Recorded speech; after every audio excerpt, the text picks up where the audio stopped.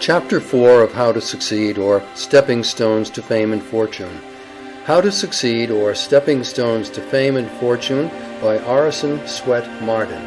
Chapter 4, Out of Place.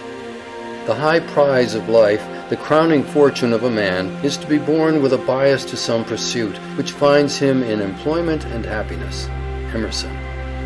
The art of putting the right man in the right place is perhaps the first in the science of government, but the art of finding a satisfactory position for the discontented is the most difficult.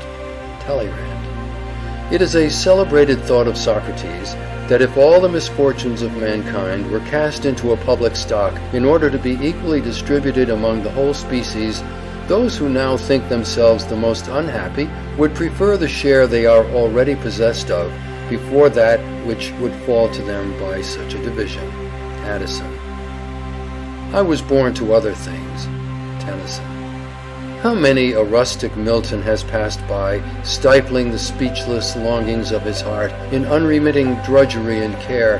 How many a vulgar Cato has compelled his energies, no longer tameless then, to mold a pin or fabricate a nail. Shelley. But I'm good for something, pleaded a young man whom a merchant was about to discharge for his bluntness.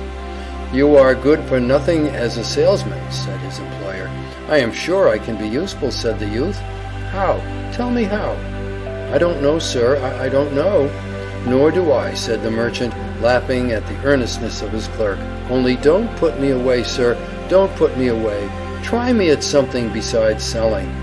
I cannot sell, I know I cannot sell. I know that too, said the principal. That is what's wrong.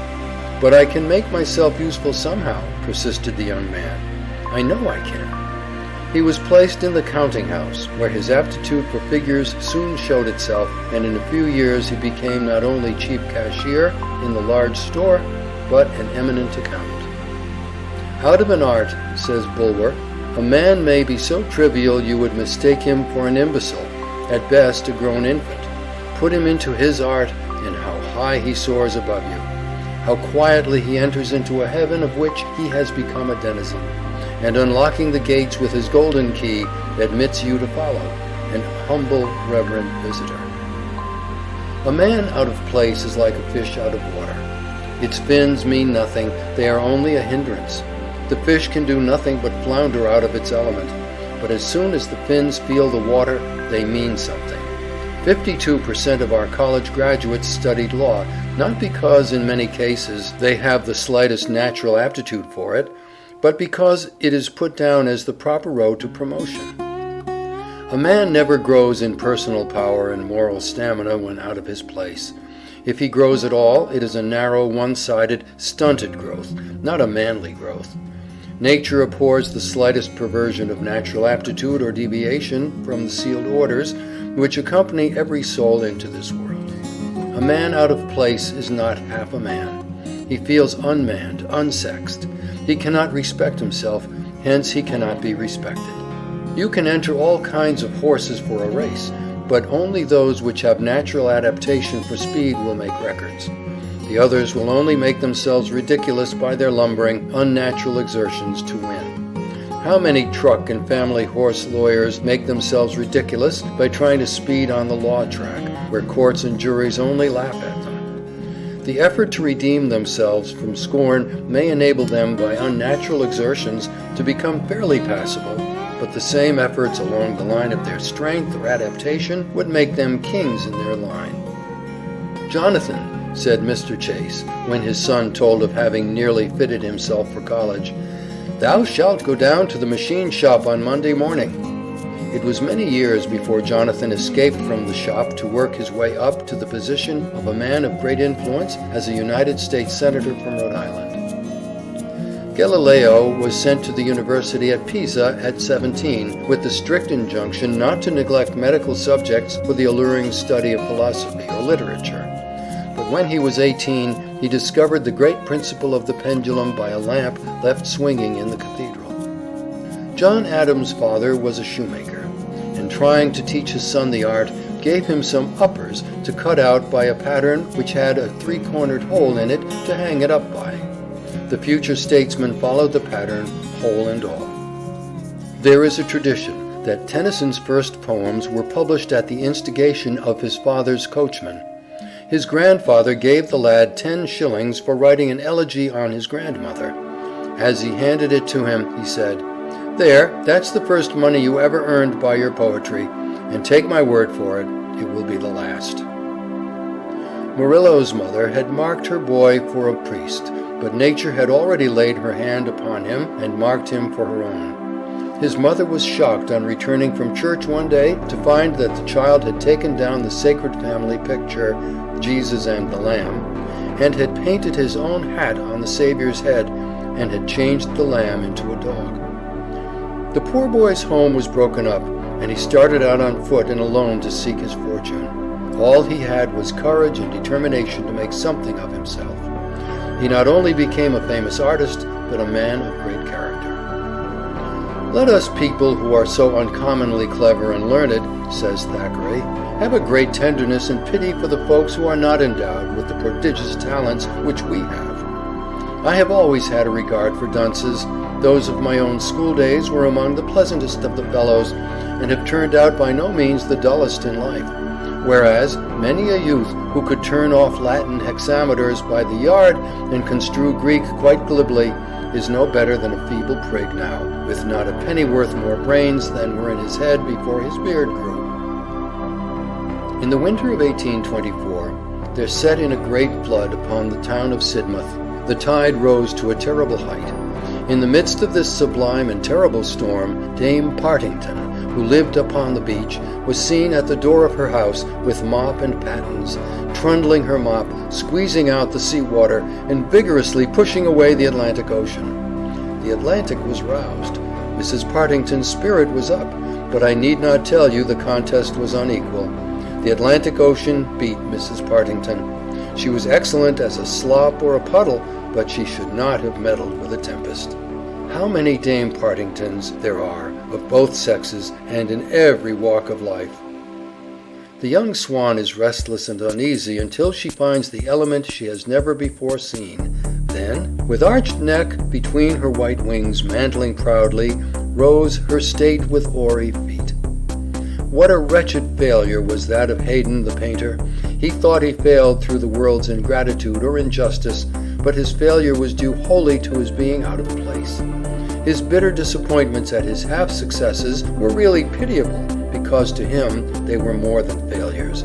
He had not the slightest sense of color, yet went through life under the delusion that he was an artist.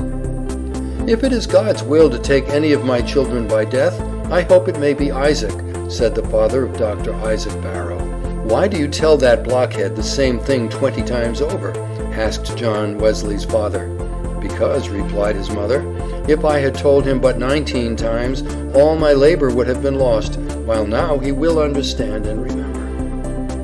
A man out of place may manage to get a living, but he has lost the buoyancy, energy, and enthusiasm which are as natural to a man in his place as his breath. He is industrious, but he works mechanically and without heart. It is to support himself and family, not because he cannot help it. Dinner time does not come 2 hours before he realizes it. A man out of place is constantly looking at his watch and thinking of his salary. If a man is in his place, he is happy, joyous, cheerful, energetic, fertile in resources. The days are too short for him. All his faculties give their consent to his work, say yes to his occupation. He is a man. He respects himself and is happy because all his powers are at play in their natural sphere. There is no compromising of his faculties, no cramping of legal acumen upon the farm, no suppressing of forensic or rhetorical powers at the shoemaker's bench, no stifling of exuberance of physical strength, of visions of golden crops and blooded cattle amid the loved country life in the dry clergyman's study, composing sermons to put the congregation to sleep. To be out of place is demoralizing to all the powers of manhood. We can't cheat nature out of her aim. If she has set all the currents of your life toward medicine or law, you will only be a botch at anything else. Willpower and application cannot make a farmer of a born painter any more than a lumbering draft horse can be changed into a racehorse. When the powers are not used along the line of their strength, they become demoralized, weakened, deteriorated. Self-respect, enthusiasm, and courage ooze out. We become half-hearted and success is impossible. Scott was called the Great Blockhead while in Edinburgh College. Grant's mother called the future general and president Useless Grant because he was so unhandy and dull. Erskine had at length found his place as a lawyer. He carried everything before him at the bar. Had he remained in the Navy, he would probably never have been heard from. When elected to Parliament, his lofty spirit was chilled by the cold sarcasm and contemptuous indifference of Pitt, whom he was expected by his friends to annihilate. But he was again out of his place.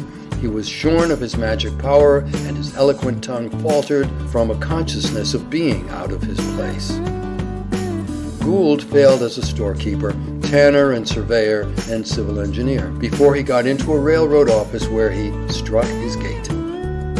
When extracts from James Russell Lowell's poem at Harvard were shown his father at Rome, instead of being pleased, the latter said, "James promised me when I left home that he would give up poetry and stick to books. I had hoped that he had become less flighty." The world is full of people at war with their positions.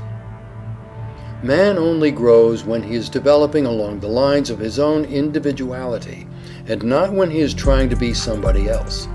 All attempts to imitate another man, when there is no one like you in all creation, as the pattern was broken when you were born, is not only to ruin your own pattern, but to make only an echo of the one imitated. There is no strength off the lines of our own individuality. Anywhere else we are dwarfs, weaklings, echoes, and the echo even of a great man is a sorry contrast to even the smallest human being who is himself. End of chapter 4. Recording by Lee Smalley.